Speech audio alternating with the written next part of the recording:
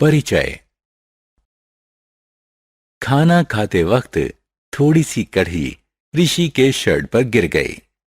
उसकी मां हल्दी के दाग को साबुन से धोती है, लेकिन वो हैरान रह गया क्योंकि साबुन से धोने के बाद दाग नारंगी लाल हो गया। साबुन के प्रयोग से दाग का रंग कैसे बदल गया?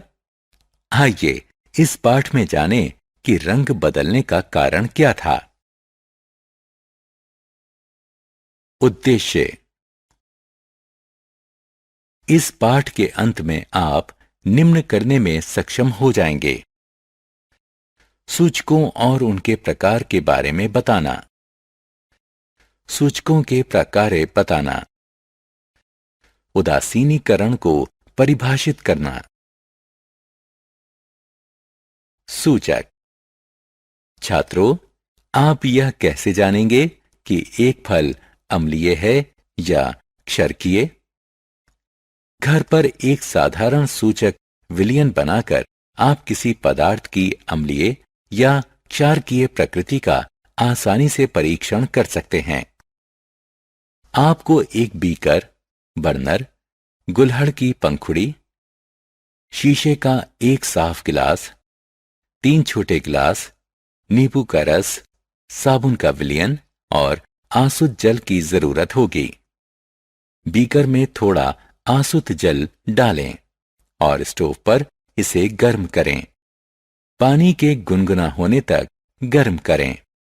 अब इस गुनगुने पानी में गुड़हल की पंखुड़ी डालें। इस मिश्रण को पानी के रंगीन हो जाने तक रखें। इस बैंगनी लाल पानी को चाय की छलनी से छान लें। यह बैंगनी लाल विलयन आपका सूचक है। इसके बाद इस सूचक की थोड़ी मात्रा को 3 छोटे गिलासों में लें। पहले गिलास में नींबू का रस डालें, दूसरे में पानी डालें और तीसरे में साबुन का विलयन डालें। आपने क्या देखा? आप देख सकते हैं कि पहले गिलास में विलयन का रंग गाढ़ा गुलाबी हो गया है। नींबू के रस की प्रकृति अम्लीय होती है, इसलिए सूचक के रंग में परिवर्तन हुआ। आप देख सकते हैं कि दूसरे गिलास में विलयन का रंग अपरिवर्तित है। ऐसा क्यों? क्योंकि जल की प्रकृति उदासीन है।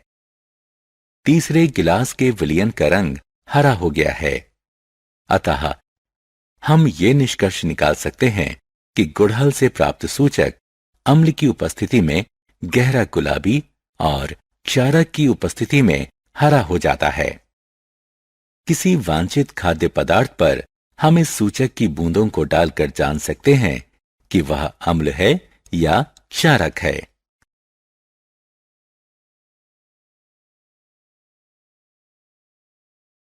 उदासीन विलयन। जल का स्वाद कैसा होता है? यह खट्टा है या कड़वा? यह दोनों नहीं है, क्योंकि जल ना तो अम्ल होता है और ना ही क्षारक। जो विलयन ना तो अम्ल होता है ना ही क्षारक, उसे उदासीन विलयन कहते हैं। प्राकृतिक सूचक। लिटमस प्राकृतिक सूचक है। यह लाइकेनो यानी शेक से निष्कर्षित किया जाता है। आसुत जल में इसका रंग मौव नील शोण होता है। यह विलयन या लिटमस पत्र के रूप में उपलब्ध होता है। आप विलयनों की प्रकृति का परीक्षण लिटमस पत्र से कर सकते हैं।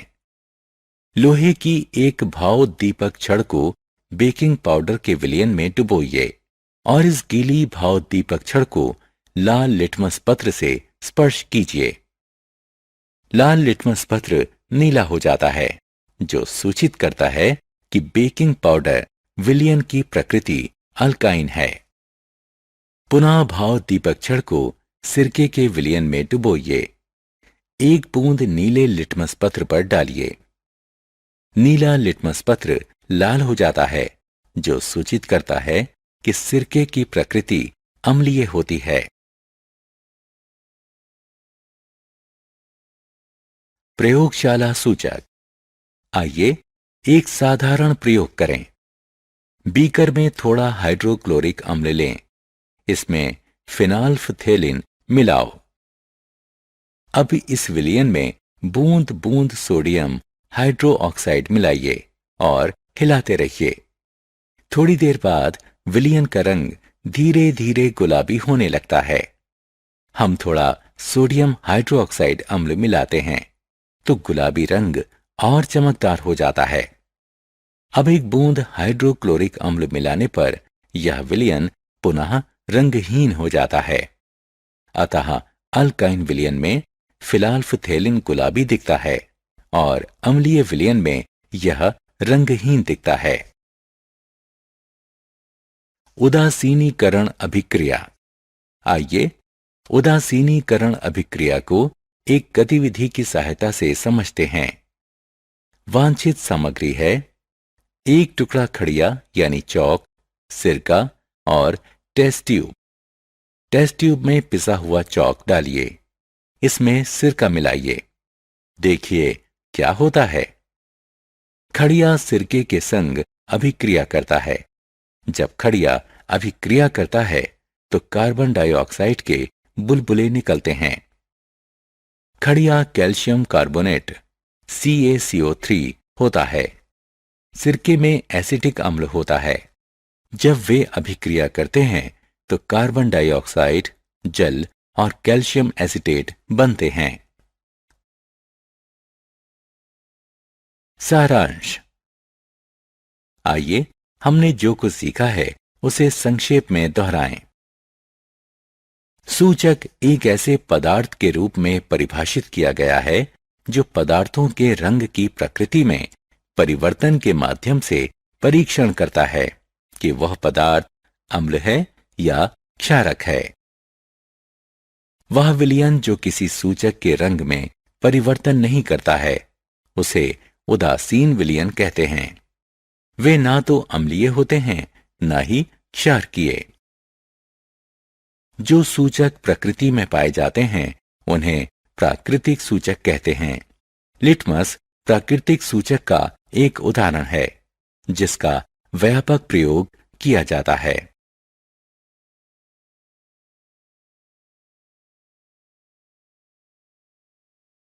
अम्ल नीले लिटमस को लाल में बदल देता है, जबकि क्षारकीय विलयन लाल लिटमस को नीले में बदल देता है।